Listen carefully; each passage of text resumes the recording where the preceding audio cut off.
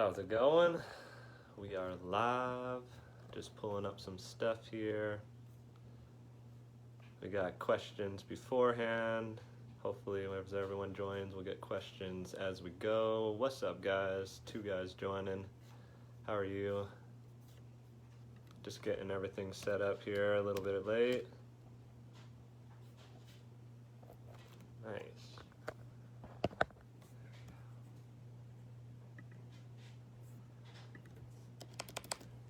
Sweet. Looks like more and more of you guys are joining. We'll kind of let people still hop on here. Looks like everyone's joining. I'll introduce myself. Stoked. Everyone's jumping on. Just getting all my things all set up over here. Cool. Had a little issue. Had to do it over the phone, but no worries. We got it figured out. Yep, still jumping on. How's it going, guys? Yee. Thanks for the thumbs up. As everyone's kind of joining, why doesn't everyone drop their country flag? If you are just joining, just drop your country flag. I would be stoked to see where everyone's joining from right now. Aloha, what's up, Sergio? Yes, Bruno, everyone's joining up. Drop your country flag where you guys are tuning in from. That'd be awesome. Still looks like people are joining here, so we're just going to give it a few more minutes while everyone finishes up, joins in.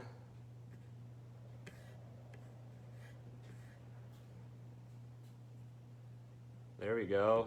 Canada, England, Spain. Love it. Look at all these places. Canada. Aloha. What's up, Pascal? We're just letting people join in. It looks like everyone's still kind of tuning in here, so just gonna give it a few more minutes.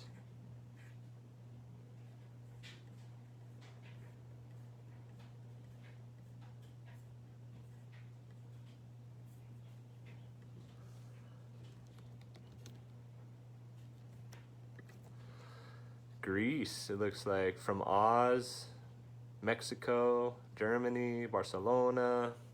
Sweet, guys. Stoked you guys are all jumping in. We're just gonna kick it off here, and yeah, just gotta pull a few things up, and we're pretty much good to go here. Sweet. US, okay. What's up, Paul? How's it? There you go. Looks like this is pretty much all that's joining in. Oh, Sweden, awesome, cool. Looks like a bunch of different places. Awesome, guys, thank you. Bahrain, that's different. Awesome, I love it. I'm Connor Baxter, and yeah, stoked to do a little live feed here with Starboard, and thank you guys all for joining in. People sent some questions in beforehand, so thank you for all of that, and glad you guys are all tuning in. We're just gonna do a little talk story, and yeah, kind of go over this last year and all my health tips, everything like that. We'll of course do some questions. Would love you guys to drop all your questions in here soon, and we can do some answers at the end. And yeah, just gonna go over a few things, but yeah, it's been a crazy year. Last March had my my baby boy, so year went on pause, no competitions, and went straight into being a dad, which was great timing. Didn't get to travel, got to be rooted here with family. Both sides of the family are here, so that was super cool, super awesome, good bond time. And it's been an incredible kind of just new change, you know. I've been getting in the water as much as possible, of course. That's been a really, you know, easy here in Hawaii, and crazy with the pandemic and all, but with the 1-year-old now looking into 2021, it's been flying by a year. It's been super fun though, just adapting, and now getting training, all and that stuff all going back up. It's even more organization, but it's really cool because now, him being about 14 months, he's super into the beach. He loves to be in the water, loves to be cruising and you know, watching me paddle, watching me train, watching me surf, whatever it may be. And it's been a cool shift in mindset, priorities, and it's been super, super, super awesome. Next things, I would love to, give you a little history. I've been with Starboard for now, it's been a while. I mean, my first photo shoot, I was 5 years old on the front of the owner's boards, Finn, and that was for windsurfing. So it's been a wild ride. Now 26, turning 27 this year, almost 20 years later, still with these guys, from windsurfing to paddling, and it's been an incredible ride. And big shout out to these guys. These guys have not only changed the game for the sport and the industries of windsurfing, getting foiling in the Olympics, and with stand up, their dedication to evolving boards and keeping up with that has been really cool to be a part of, and a fun process as well. Yeah, I mean, like I said, we'll be dropping questions all this time for the end as well, but just would love to kind of get into what I was going to discuss with you guys. And a big thing I've been taking real focus to this year, minus, the competition, less paddling and things like that. I've been really getting into the fitness on land. So that's been biking for cardio, and that's something I've been doing a few times a week, going for a few hours on the bike just to get that base training, keep that endurance, familiar. So when we do get back on the water and do get back into competitive mode, I have a little bit of a remembrance of that feeling, and where that heartbeat feels, and where it hurts. And the bike's been really incredible, especially here in Hawaii. In the beginning, everything slowed down, so the roads were wide open. We were doing bike rides up to the crater, and these are elevation of, once we get to the top, 10,000, so it's a pretty good climb.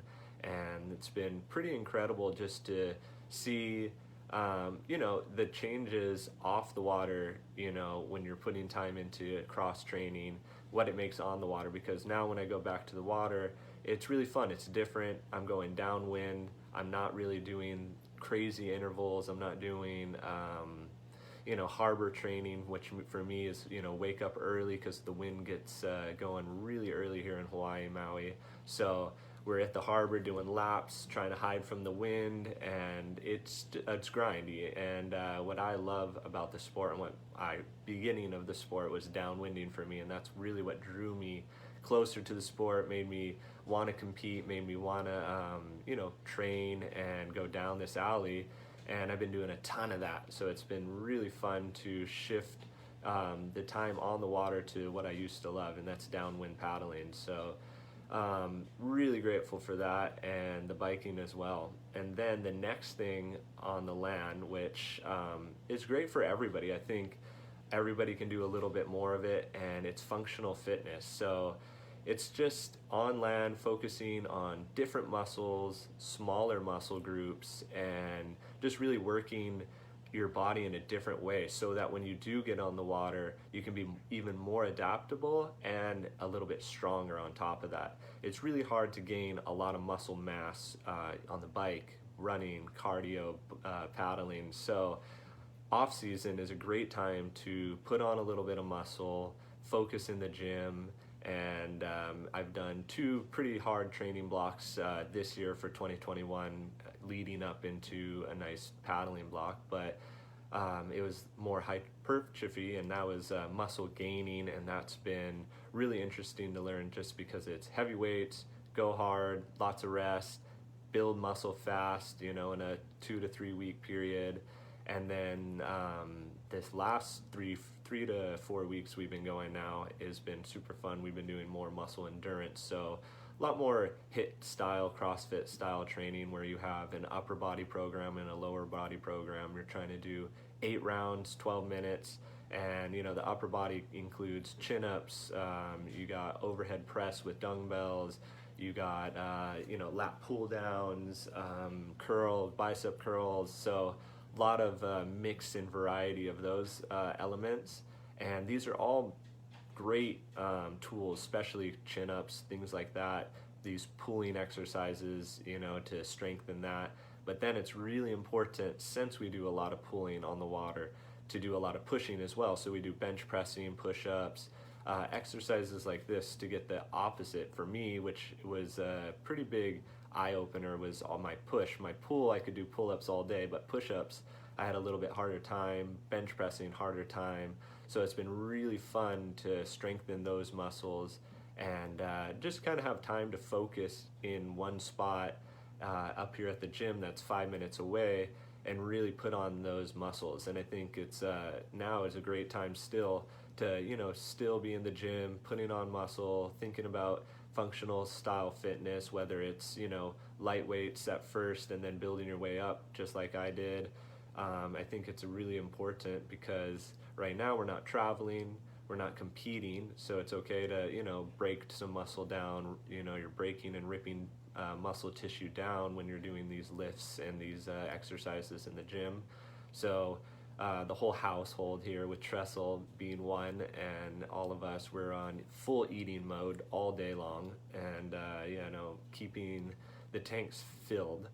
And that's probably would be, yeah, a good shift into the next kind of topic, which is I've been doing health and really nutrition for a while now, and I've been seeing just a big difference in everything, really, in the recovery, in my sleep, in just the motivation every single day.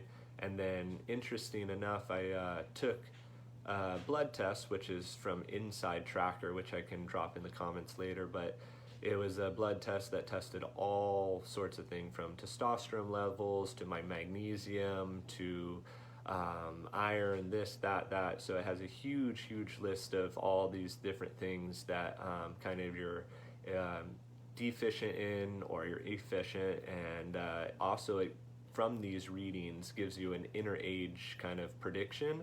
So 26 right now, birth date, but the prediction of this chart it gave me was actually 21 years old. So obviously the training, the recovery devices, the eating, the proper mental fitness, all these things that might not show up today or tomorrow if you start, you know, or even in a week or a month, but over a year or 2 years, which now it's been probably about 3 or 4 years now of really mindfully eating, what I put into my body, how I properly fuel, all these recovery toys, all these recovery devices.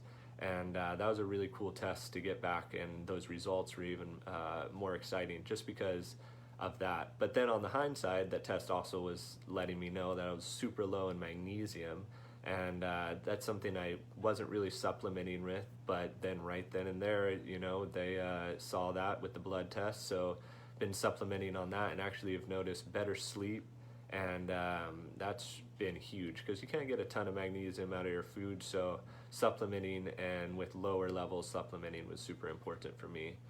But for health and kind of nutrition, I think not really going too crazy with anything, you know. I think it's really important to just eat a well-balanced meal. I think if you are eating meats or anything, that just really taking a mindful approach of how it's sourced, and if it's grass-fed, how they're treating it, how it's affecting our population and our environment, and all these kind of things. Of course, carbs are my favorite, so I'm getting a lot of my source of my energy from sweet potatoes and healthy carbs, healthy fats, avocados, things like that. And even crazy amount of amino acids and protein in quinoa, which is amazing food for, you know, pre-race or even the night before, just to get amino acids and carbs in.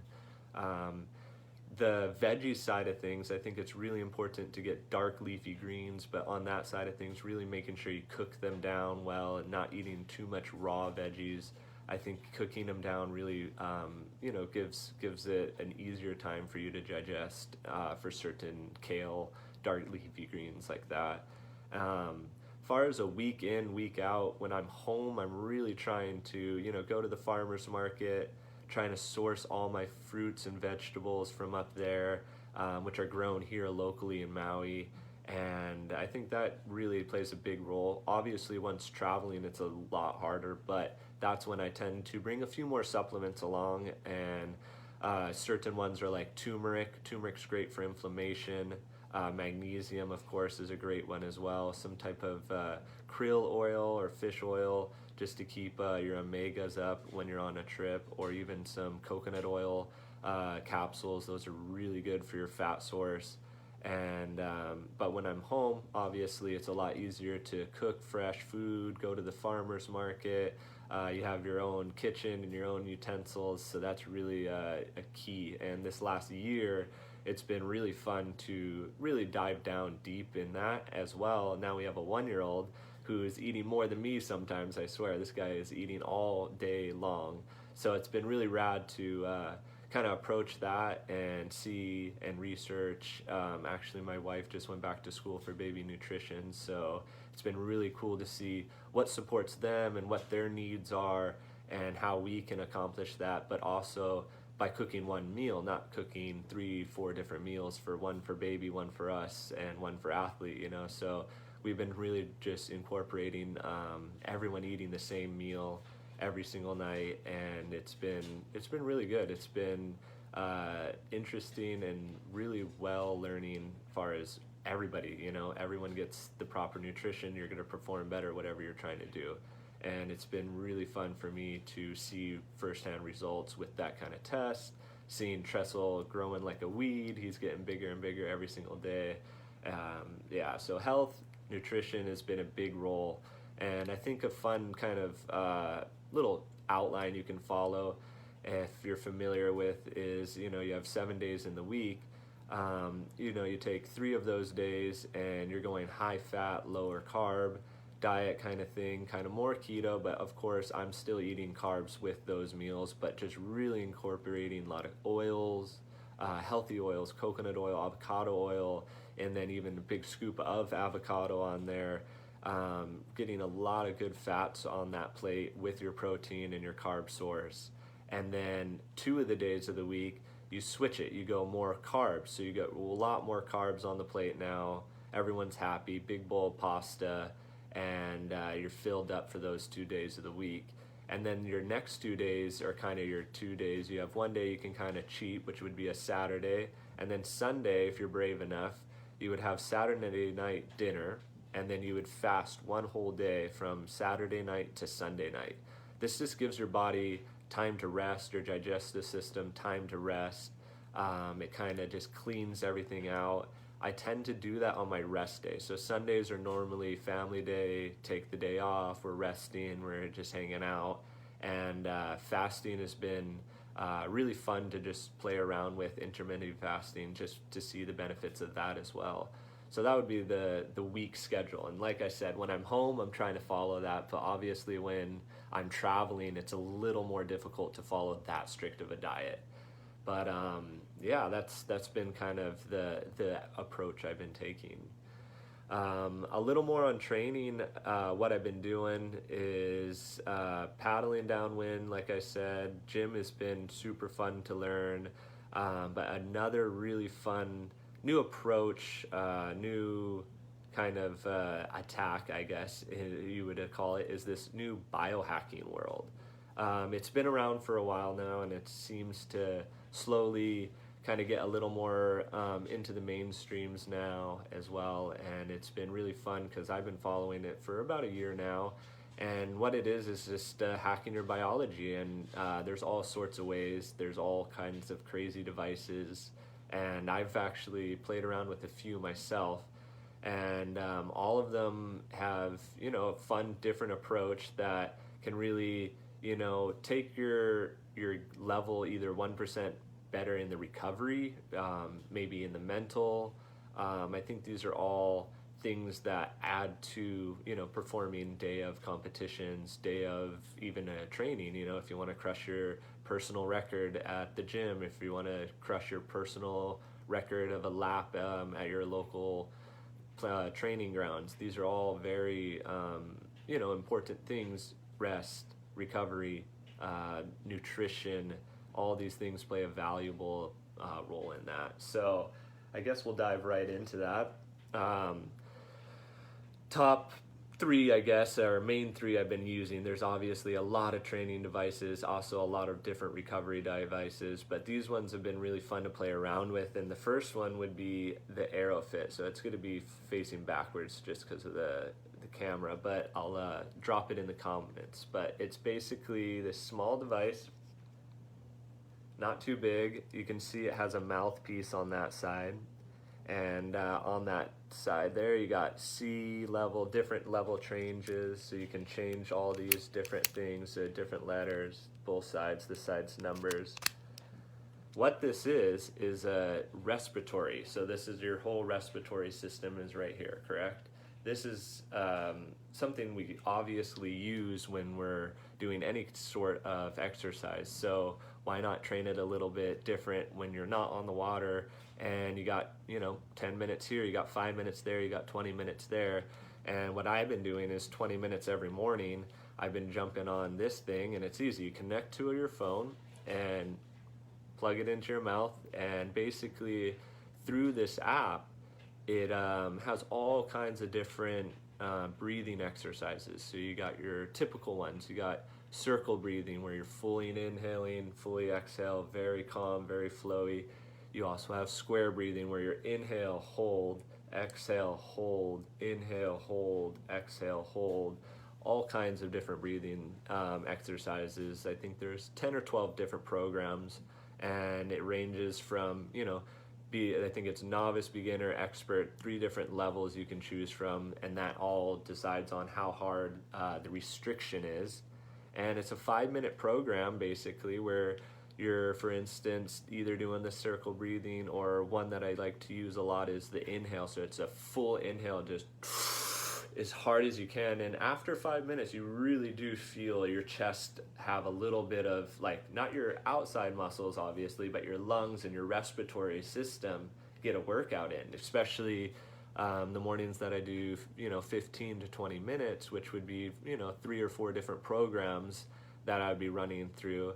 You feel a burn in your chest like you would on the water, but you're just here on land. It's a little more specific. It's a little more directed straight to, okay, let's work this side, your vital capacity. So how much air you can actually intake, or how much air you can actually output. And the Michaels and the Daniels and Caspers, these are all things you got to try to one up, and these are little 1% differences, and all these things will actually, make that difference of game day. When it's your time to shine, you go for it, right? And if we're training on the water, we're training in the gym, we're training on land, there's no doubt when you go on the water, which is important, whether you're training, like I said, to get a personal record that day in the gym, or going out for a big world championship.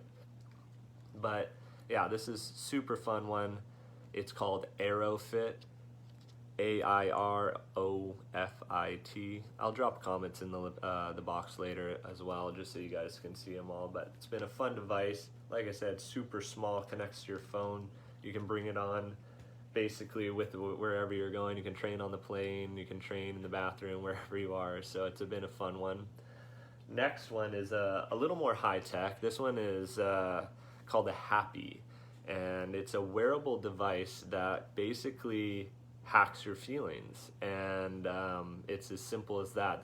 There's no other really way to put it, but it simulates different signals going to your brain. So you would wear it on your head like this, or you can just wear it like a necklace, so it's just cruising right here.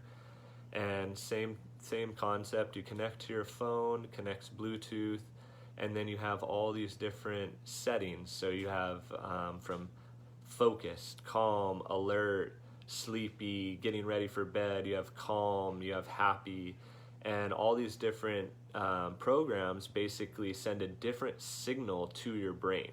So when you have a cup of coffee, the caffeine, once you digest it, obviously, is sending a signal to your brain with this energy rush, this kind of, more sometimes jittery, sometimes more energy kind of lust. And it's really cool to feel, obviously, and that's why we have 2 or 3 cups of coffee every single day, right? But this thing is sending similar kind of signals to your brain. So if you want the alert setting, the coffee setting, you set it to that before, while you're working out, during your workout, obviously just in the gym, or if you're doing a light cardio, it's sending that signal to your brain. Same with focus, same with the calm after your training. You want to relax, you want your body to kind of wind down. That's a great setting for that. So you have all these different settings basically to hack the way your body feels. And I guess this technology has been around for a while now. Obviously it's been more used with the military and with NASA and those kind of people with a lot bigger price point. Now they're bringing it to, you know, more our hands and making it capable basically in a price range that's more affordable to grab this device, put it on, and hack the way you feel.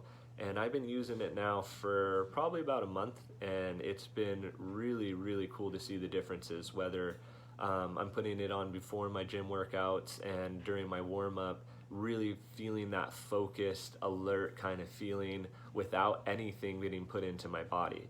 And that's really important because obviously nutrition and everything like that, you're really focusing on what you put in your body. And I think not putting anything and just sending a signal to your brain is a pretty cool way to hack your body as well. And then on top of that, I've been putting it under my pillow at night and sleeping way better. And not only sleeping better, like waking up like, oh, I felt like I was sleeping better. Also, another fun device I've been playing with is the Whoop strap. So you notice there's no clock on it. It's just a strap, has this dial here with the green light you can see. And that's just tracking my heart rate, my sleep, my HRV, my heart rate variability, and things like that. So from this device, sleeping underneath my pillow at night, I'm looking at my sleep score the next morning and seeing a big difference. I'm seeing sleep score going from 75% recovered to 80% sleep to 90% sleep to longer sleep, deep sleep, longer REM sleep, which the REM sleep is really important. That's really where a lot of the recovery happens and a lot of the processing of the, everything goes down. So that REM sleep is really important to get more of. So having this under my pillow has been incredible because now all these things are going up.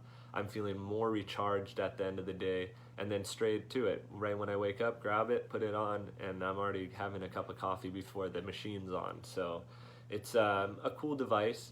It's called HAP-D, and as well, I'll drop the comment in the bottom at the end, but it's HABEEE. So HAPBEE, sorry, HAPBEE, HAB-D. But it's fun, it's crazy, it's different. Obviously, you had to wear it a few days in a row to actually really like, okay, now I'm feeling the difference. The first few times, like, okay, maybe I feel something. It's a little charge here, or maybe not. But it's been fun to play around with, and that's one I've been using quite often now. The Whoop is also a really fun device. This is, like I said, tracking your sleep, your stress, your strain. So at the end of the day, it's going to track, your functional fitness at the gym from this time to this time. You worked this hard with a heart rate of this, max heart rate and average heart rate, as well as, okay, you slept this good today, or you're 33% recovered today, or you're 75% recovered. So you can have a good gauge of how hard you can push it each day for training, which is really important because I've had a few times where I didn't listen to the Whoop and I was in kind of more of the 30%, 20% recovery in the red zone, basically of red, yellow, or green. And sure enough, on that fourth day, I woke up a little sick. Energy level was down. I needed to recover. I just laid in bed all day, took some medicine, took some vitamins, took some herbs, and I was feeling better the next day, and the recovery would slowly come back up. But it's also, testing you on the days. You're like, okay, well, yesterday I worked out 18.2 strain. Today I'm going to go 20 strain. So you also have that ability to push yourself as well with all the other members that are connected with this device. And that's a Whoop strap right there. notice how that's the watch and that's the Whoop. So I got two watches. I guess the last few devices I'll talk about, or last device I would talk about, is an interesting one. It's red light therapy. This one is a little more advanced. It's lighting that is actually penetrating infrarays through your skin and charging your cells and breaking down inflammation, not only through and into your body, a few inches, but actually the layer of your skin, giving it more collagen, giving it more glow, giving it more shine. And I'll actually grab the camera here for you guys and we'll check it out, turn it on. Here we go, let's see. And there it is. So it's a cool device. You got the 9-minute, 10-minute timer on the side here. You typically would not be wearing your shirt. I don't know if you've seen any of my Instagram stories, but this is a great way to charge at the end of the day after a workout, especially if you're on a computer all day or you're looking at blue light. This is a great way to wind down. This is sending signals to your brain right now to start cooling down. The night is coming. You can start to relax. You can rest. After a workout, just as important, because it's breaking down inflammation, all that lactic acid. It's recharging you at the same time. So if you have a workout right after, you're going to have way better time kind of performing at that level. But this is called a red light therapy. You got your near and far infrarays. It's pretty cool to see. It's pretty cool to use. Obviously, might not do it too much justice, but this thing is bright. It's bright and red, and I do anywhere from like 10-15 minutes on that just to recharge myself and keep the hair growth and keep the skin looking good as well. I think it's really important to take care of all these different avenues, especially inflammation as an athlete, just because we have that consistently after training, long day paddling, whatever it may be. So to come home, turn that light on for 10-20 minutes, you're breaking down that inflammation, you're recharging your cells, you're recharging your mitochondria, and really lifting up and giving yourself that opportunity to perform at a high level for tomorrow's workout or the next workout, even that day.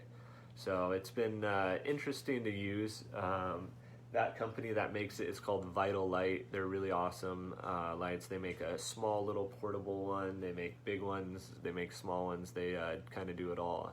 And they also have both lighting, which is really important. They have the lighting that you can actually see, which you saw on my face, the red light. And then there's this other light in there that's the kind of more invisible to the human eye, but it's also doing a huge part in the recovery and boosting everything up.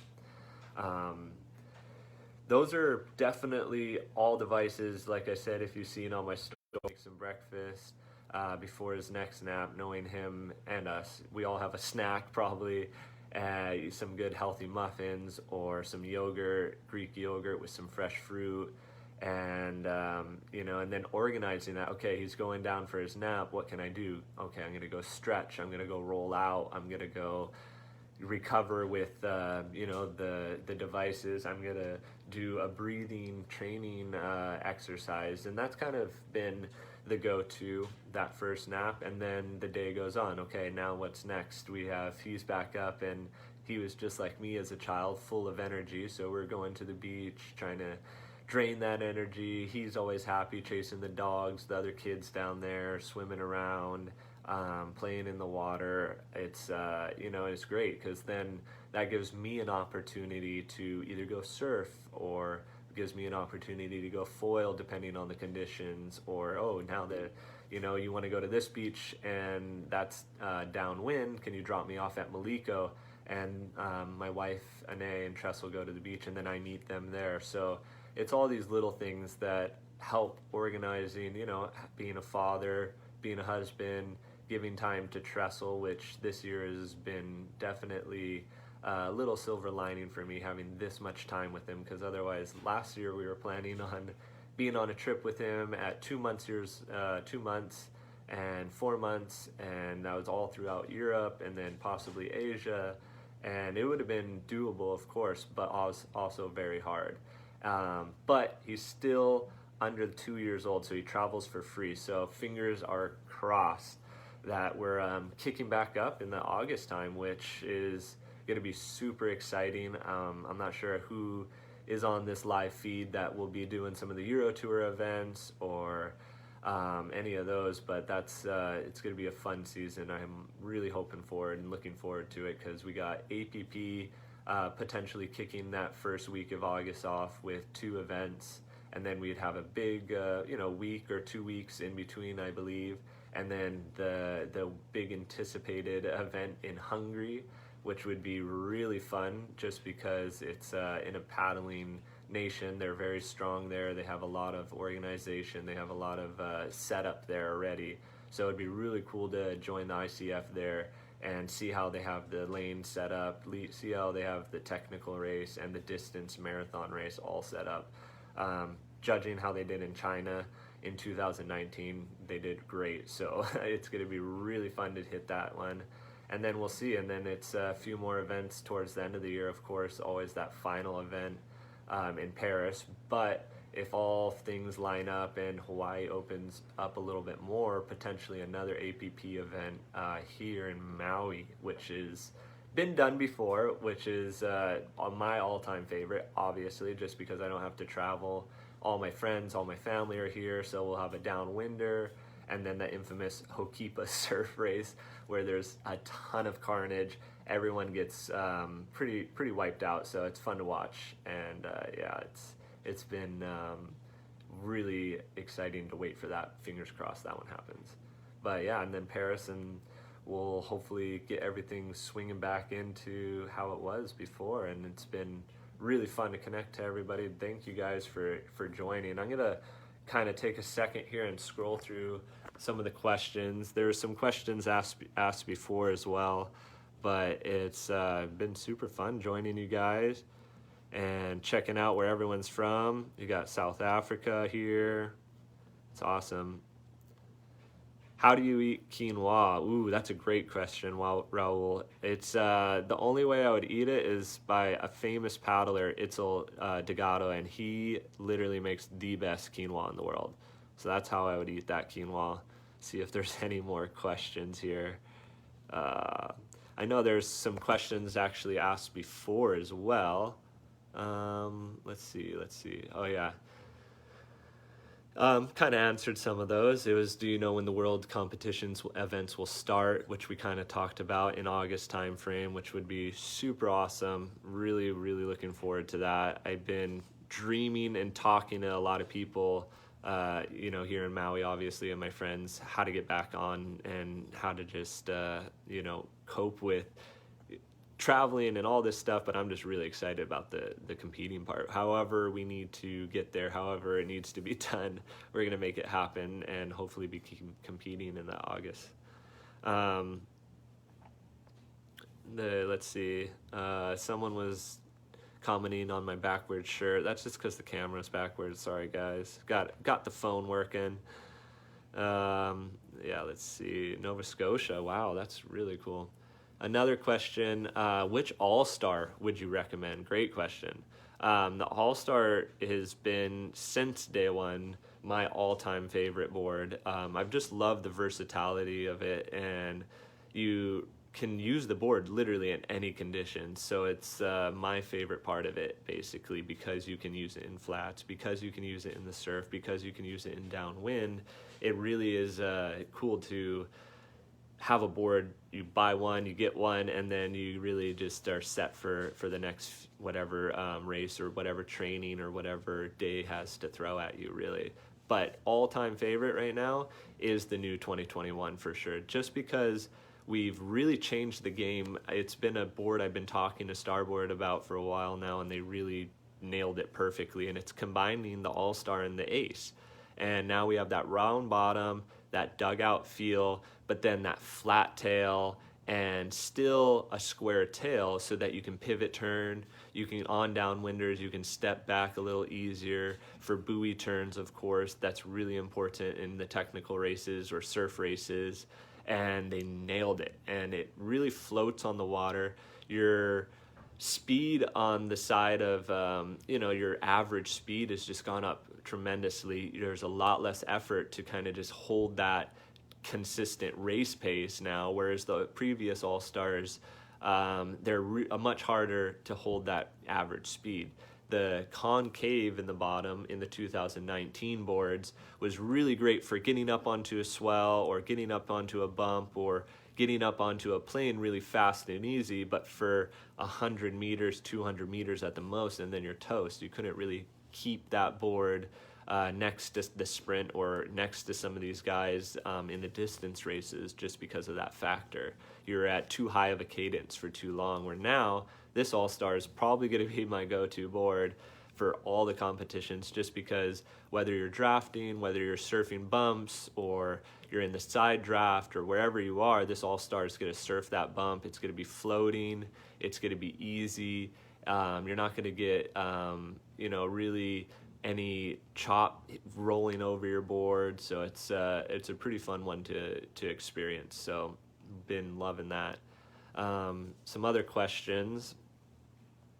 See if there's anyone here on the feed kind of scrolling through. But Bahrain, that's crazy. There's some cool places you guys are all from. Thank you for joining. Another question, could you give a tip about how to improve stroke cadence? That's a great one.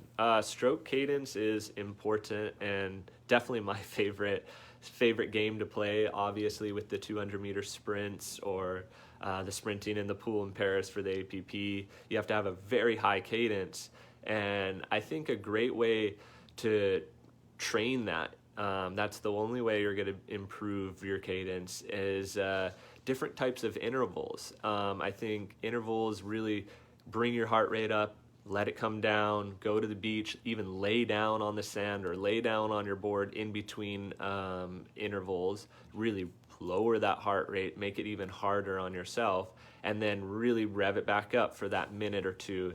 And just start there, and then you can obviously play around with the time frame. Let's go for 200 meters, okay? Let's go for 100 meters. Let's go for 300 meters and rest.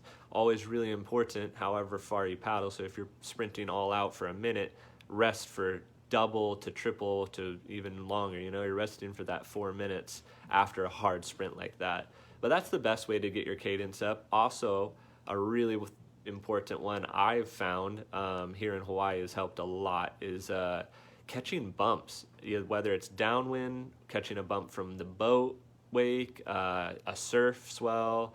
I think that ability to have that swell pushing you at a higher speed is moving the water at a higher speed, obviously, so you have to have a higher cadence with less effort because your board's already going that fast. So you've seen these techniques done possibly with canoers where they're getting towed by boats, and you would think, why is that effective? But it's because now their boat's moving at a higher speed, so for them to actually grab water without just setting the blade in the water and getting blown backwards, they have to have a higher cadence. So catching bumps, catching swells, even jumping off, doing beach starts, so you already have that momentum, just allows your board to kind of gain the speed and higher cadence a little bit easier.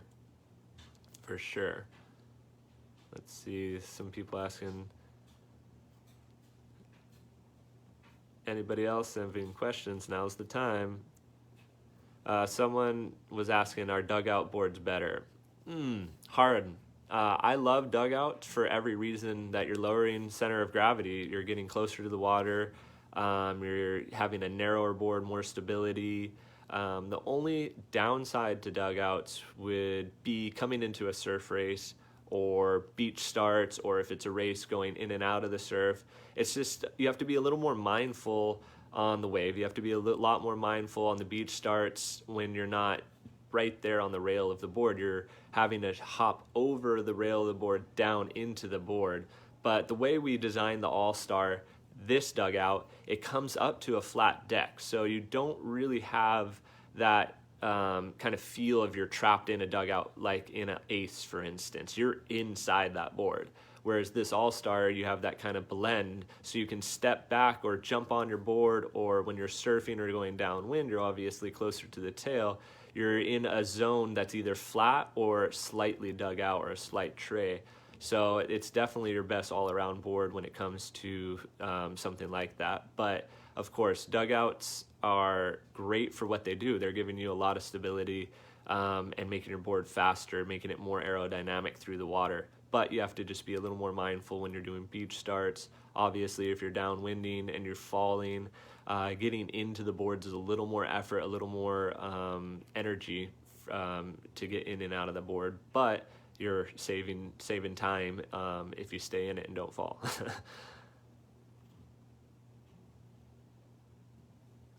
Great to hear about gadgets, but what's more relevant for success, technology or old-fashioned hard work? Ooh, great question. Life's all about happy medium. I think nowadays, especially when you look at my best way to kind of answer this question, look at some great examples here in the States. Obviously, I'm not sure if you guys follow as much. I can try to think of some more international figures, but Tom Brady is a quarterback, and he is in his 40s or something like that, and he's been playing this game for 18 years. And he dedicates a lot of his success, not necessarily towards gadgets in that sense, but recovery. And he thinks being more pliable and being more limber and stretchy, and his workouts are a lot more with resistant bands instead of going into the gym like you see a lot of typical football videos and they're lifting 500 pounds. But the reality is you're not lifting 500 pounds on the field the game day in any sport unless you are literally playing you're literally competing in lifting weights. But he's more about recovering, all this, he spends a ton of money on that. LeBron James, basketball player, spends, I forget the number, but millions of dollars on his recovery side, from massages to gadgets to different things like that, because now the importance of recovering is just as important, especially if you want to go long, if you want to be in the sport for longevity. And that's my goal. I don't want to be doing this sport for the next year or two. I want to be doing it for the rest of my life, of course. I want to be doing all my water sports for the rest of my life. So in order to do that, why not recover harder? And I think old-fashioned work works to a certain degree. I think for me, I was doing a lot of old-fashioned work before I really got into this recovery stuff, and it just burnt me out. It killed me. It just made me not as interested, not as hungry, for a lack of a better word, not as hungry for competition, because I was worn out. Where now with this obviously big time off, lots of recovery, all this stuff, you're hungry for it, you're wanting it. Whereas if you're grinding every single day doing 20K or 20 miles, when it comes down to competition, you're not going to want to paddle anymore. So I think recovering and these gadgets definitely play a huge role. Whether it be mental, whether it be actually recovering you and making you 1% stronger for the next day. I think it's a well place to kind of, find a happy medium for sure. There's a ton of ways to gadget yourself without actually having to even buy gadgets, and that's meditation, that's breath work, that's stretching, that's rolling out, that's yoga, that's all these kind of things that are allowing you, that take a little effort, that you don't see a huge difference right away. But if you go and touch your toes for a minute or two every single day, you're going to then touch your heels, touch the ground, and you're going to be more limber, you're going to be more pliable. So when you go to compete, your muscles are not going to be sore. And I think that's obviously going to make you perform better for sure. But great question. I love it. Just kind of scrolling through, seeing if there's any more questions. There's just a ton of these things. Let's see. Yeah, all right. Could you give a tip about how to improve the stroke cadence? What do you think is the best starboard since 2015? Ooh, another all-star question. What's the best all-star model since 2015? Depends what you're doing. That's a hard question. I think if you're going for, like I mentioned before, an all-around board, 2021, 2022, looking forward, gosh, we have incredible boards. Those all-stars are just well-rounded. You're going to really accomplish and tackle anything ahead of you, whether you're going straight into the wind, downwind, side wind. It doesn't really matter. That board will eat it up and kind of just float you on top of the water. It definitely takes a different stroke, which I think it's important for all of us to hear, because for me, going from the concave, it's obviously you can have a higher cadence at 100% and not feel like you're going to roll the board necessarily. So these new all-stars have definitely required a different technique, and that's more of that Danny Ching, Dave Kalama, Travis Grant, slower but more mindful, more connection in more power, but reach, grab, power, flow, all these things you have to be really thoughtful and mindful at first. Now that I've spent some time on the board and really found that flow, that rhythm, and that connection in between strokes and that balance in between strokes, obviously I'm speeding it up now and finding a lot of pleasure and a lot of speed in that. So the round bottoms definitely take a certain feel, a certain getting used to, and a new mindset really of kind of paddling. But like I said, it's definitely still giving you that all-star, that all-around vibe, that all-around feel. So don't get that wrong. That board is still incredible. But for 2015, I don't know. I mean, for instance, in China, I probably a lot of people noticed that was the year of the board, but 2019 I had the 22.5 All-Star loaned by fellow Starboard mate, Fiona. Thank you very much. That board was incredible. You know, it popped up onto a plane. It's light, low volumes. You don't have a heavy board to get up onto a plane.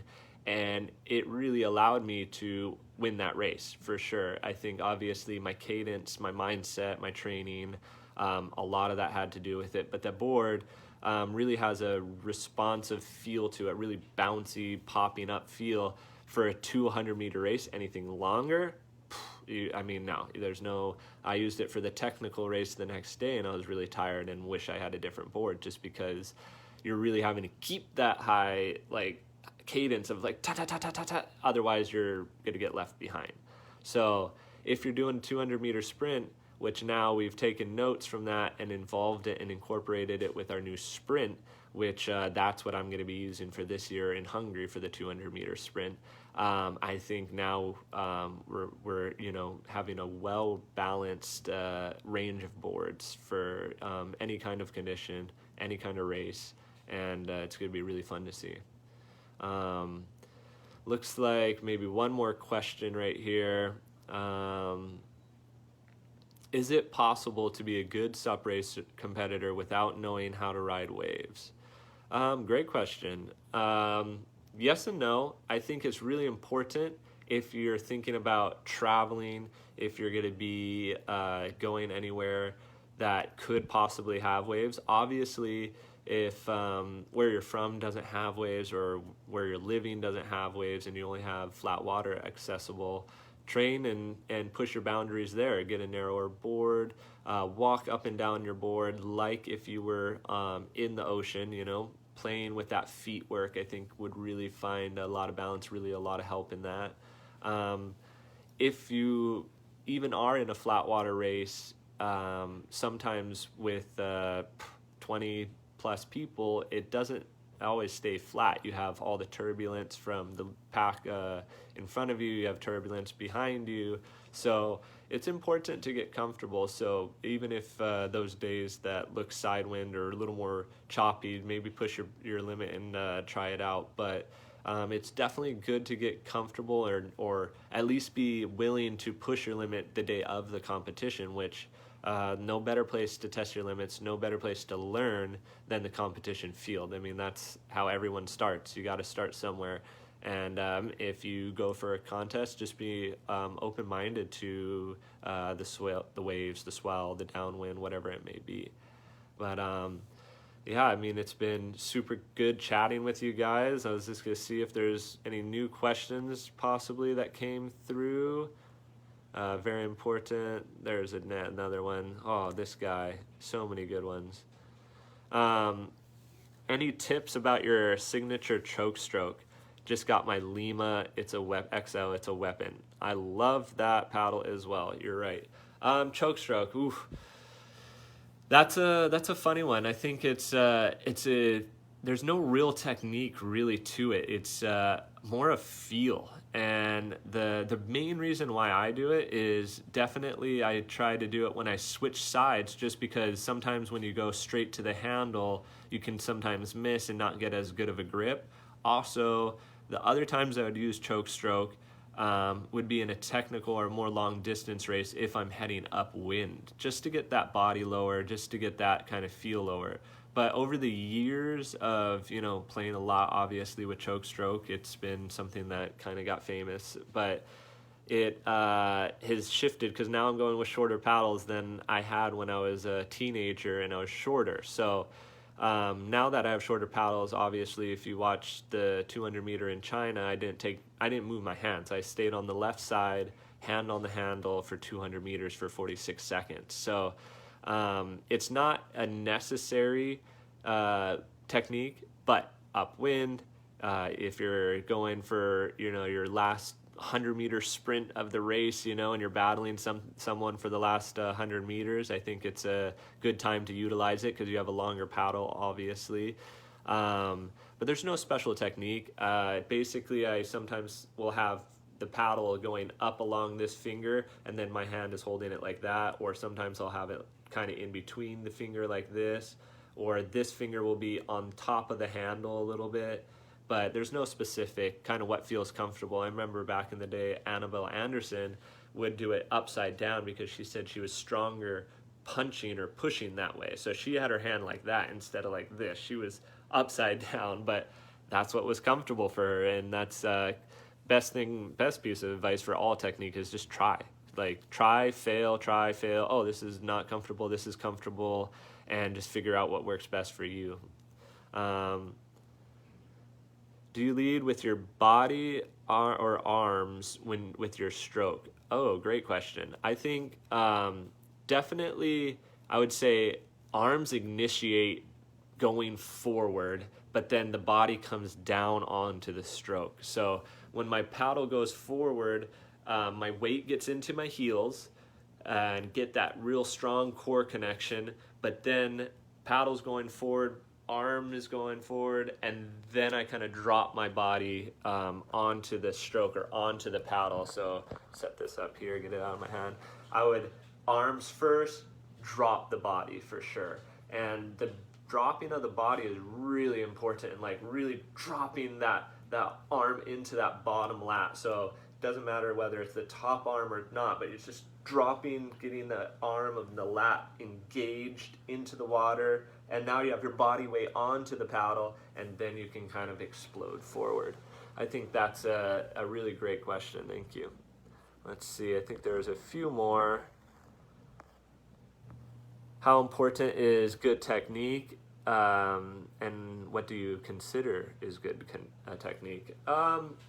That's a hard one, because if you ask Danny or even Dave Kalama or even Michael Booth if my technique is good, for them or what their perspective, they might say it's bad. So that's a great question, but it's hard to say, because everyone has such a different body structure. Like Michael is, he has really crazy upper body strength. He has a long reach, and I believe his reach is longer than his height. So that allows him to really utilize a stroke technique that I can't, because I'm taller. I have way more gravity going left and right, so I'm really having to use different muscles, leverage, and things like that. I'm also not as strong. I have chicken arms compared to him. I'm very skinny, and for me, I have to use leverage, lots of body weight on that blade to then explode forward, because I don't have as much muscle. So good technique is very important, and I think the best ways to find if a technique is working or not is kind of the pain factor. Like, am I really feeling muscle burn in my lower back, or am I feeling like a pinching, kind of uncomfortable feeling in my lower back? Then maybe your paddle's a little too short. and you're using maybe not as much reaching and you're doing more hinging at the back. Or, oh, my shoulders are killing me after that paddle. Like, maybe then you're using way too much. Your paddle's too long, you're using too much leverage, and you're not hinging enough, or you're not kind of squatting over, using enough body weight. So little things like that you notice and you try to tweak. So little things like that, like I was saying, if it's feeling more in your upper body, maybe shorten your paddle and use a little more bending of your hips, and instead of your lower back kind of pinching there. But it's, yeah, a very great question and very important technique. Let's see if there's any more here. Stoked everyone joined in, asked the questions. You guys are awesome. That's pretty much it. Showed you all my fun toys, few of the toys. There's some secret ones I can't show you guys. No, there isn't. I wouldn't mind. I would be stoked if everyone would use anything. So thank you guys. Stoked you guys joined in. Appreciate all the great questions. Like I said, thank you. Big shout out to Starboard. You guys are the best. Been with you guys since day one, and they've been not only supporting, you know, everybody with the great equipment for so long, supported everybody with great equipment through the pandemic, and supported all their athletes with great, you know, equipment, and, you know, helping us take care of our families. So big shout out to you guys. Can't wait to be back out there in Thailand testing some boards. We'll be there soon, and we'll see you guys soon. Aloha.